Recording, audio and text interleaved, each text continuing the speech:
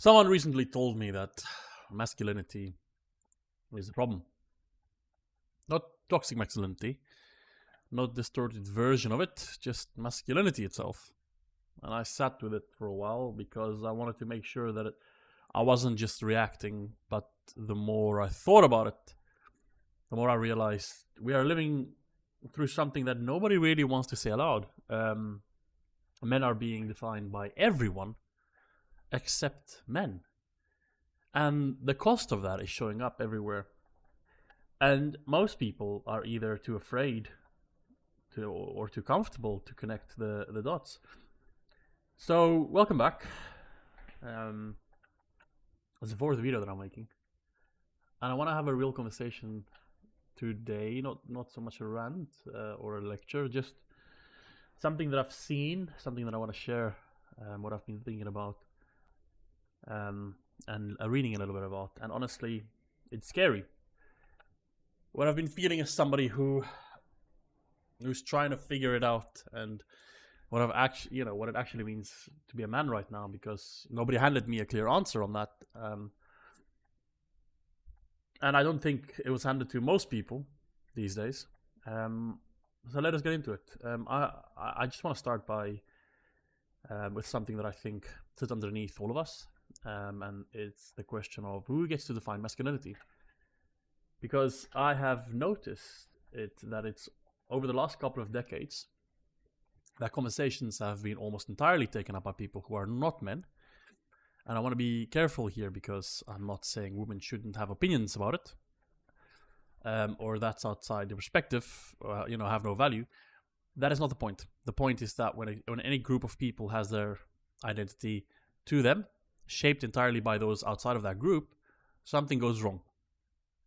When we understand that with every other group in society, we talk about autonomy, about self-definition, about the importance of people speaking for themselves, but somehow when it comes to men and masculinity, that principle just gets quietly set aside.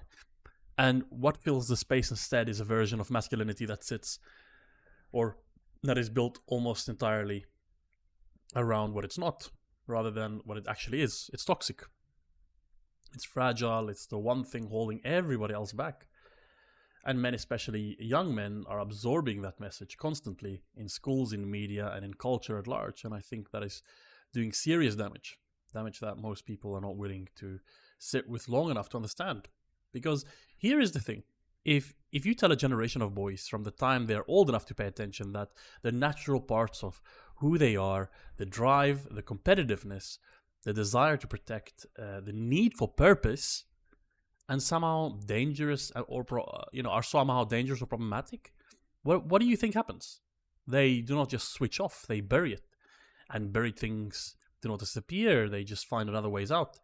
And right now we are watching that play out at a scale that is, should genuinely concern all of us.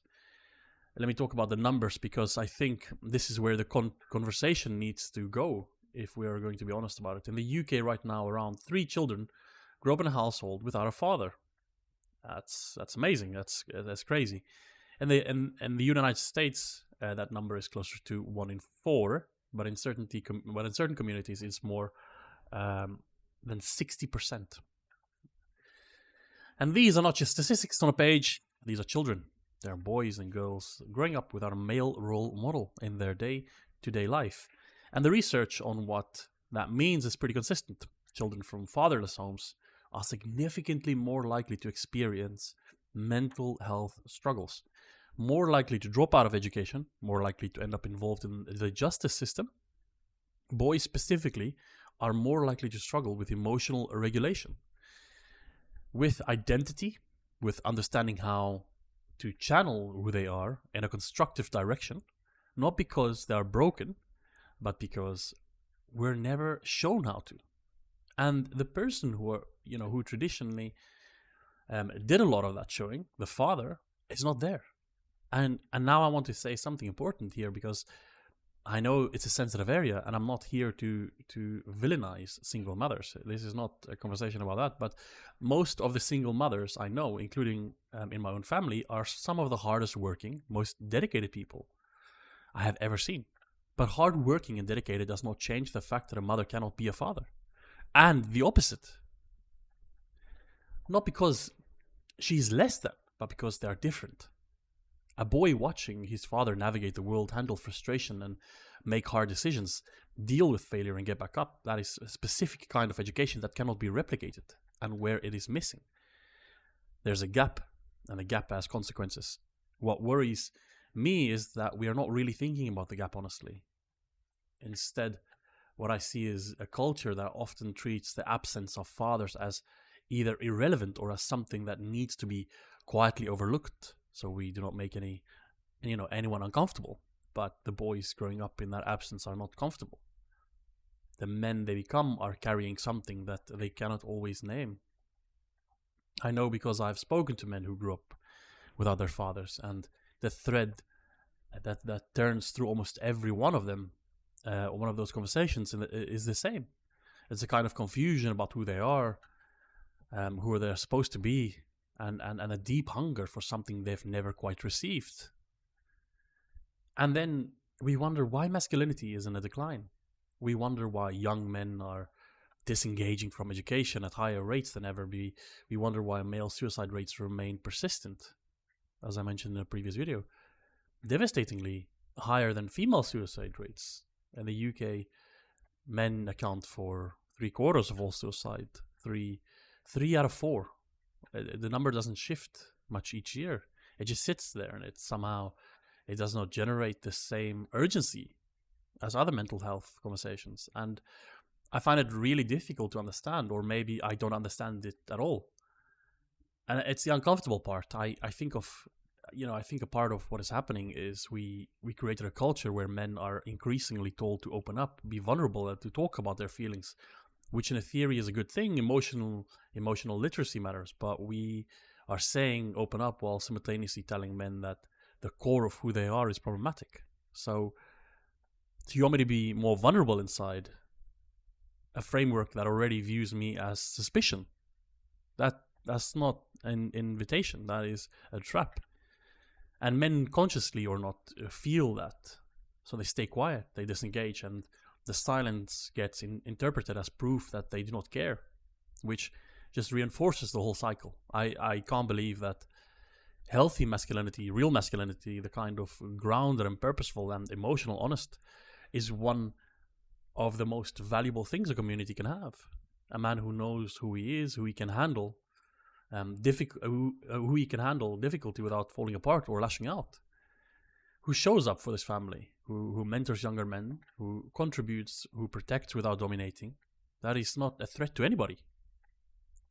That is a foundation. But we are not building that. We are not even really talking about building that. We are too busy arguing about whether masculinity itself should exist. And here is where I want to bring it back to something personal, because I this channel is about my journey as much as it is about anything else. I have spent a big part of my adult life not really knowing what kind of man I wanted to be, because the messages were contradictory. The strong, be strong, but do not be too strong. Lead, but do not be dominant. Have ambition, but check your privilege. Protect, but do not be controlling. And I was trying to navigate all of that without a clear internal compass, but without a role model that actually made sense to me. And what I found is that when you do not have a definition that you can stand in, you end up either overreacting or just shutting down, or overcorrecting or just shutting down. Neither of those is good for you, for the people around you. What I have been doing lately, and I want to be honest, is it's a work in progress. I'm trying to build my own understanding of what masculinity means to me. Not what the internet says, or not what political narrative says. Definitely not that. And not some over-the-top alpha male performance either, or somebody who's not a man. Just something genuine. What I keep coming back to is this: masculinity at its best is the responsibility. It is about being someone that the people around you can count on. It is about having enough self-awareness to know when you are out of line and enough courage to do something about it. It is about care, not the soft, passive version of care that just means avoiding conflict, but the active, sometimes hard version of care that means showing up even when it's inconvenient. That is the version of masculinity I want to work toward. And I think a lot of men quietly want the same thing. They just do not have the language for it yet because nobody gave them permission to find out. So if you're watching this and you're a young man trying to figure it out where you need to fit, I want you to hear this. The noise out there about who you are and what you should be, most of it is not about you. It's about the argument being held by people who have already decided what they think. Your job is not to win that argument. Your job is to go inward inside yourself, to figure out your values, to find the men in your life or in history or represent to the kind of man you want to become, and to build towards that quietly and consistently, because the world needs men who know who they are. Not perfect men, just men who are trying honestly. And if you're a father, I hope, or you hope to be one, I want to say something directly to you. Your presence matters in ways that go beyond anything you can fully measure. Not your money, not your ambition, or your presence. The fact that you show up, that you are there, that your kids can watch you navigate life in real time. This is irreplaceable. Do not let anyone minimize that.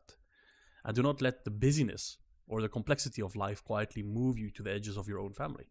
The center is where you need to be. That is what I have got for this one. So thank you very much. And I'll see you in the next one.